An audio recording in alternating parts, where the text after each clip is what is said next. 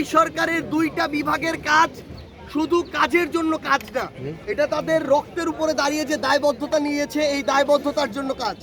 আইন বিভাগ, বিচার বিভাগ, এখানে স্বরাষ্ট্র মন্ত্রণালয়, স্বরাষ্ট্র উপদেষ্টা এবং এখানে আইন ও বিচার বিভাগের মন্ত্রণালয়, এখানে যিনি উপদেষ্টা রয়েছেন, এই দুইজন উপদেষ্টা তারা যদি এই খুনি হাসিনার দৃশ্যমান বিচার এই অন্তর্বর্তীকালীন সরকারের সময়ে করে না যেতে পারেন, তাহলে এই সরকারের সবচেয়ে বড় দায়বদ্ধতা এবং সবচেয়ে বড় লেজিটিমেসি তারা হারাবেন এবং সারা জীবন এটা তাদেরকে এই দায় বহন করে যেতে হবে।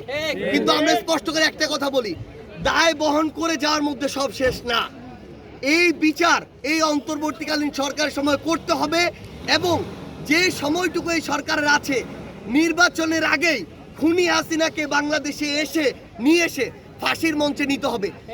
যতদিন না আমরা খুনি হাসিনাকে ওই ফাঁসির মঞ্চে না দেখছি, এই বাংলাদেশে কেউ যেন ভুল ক্রমেও ওই নির্বাচনের কথা না বলে।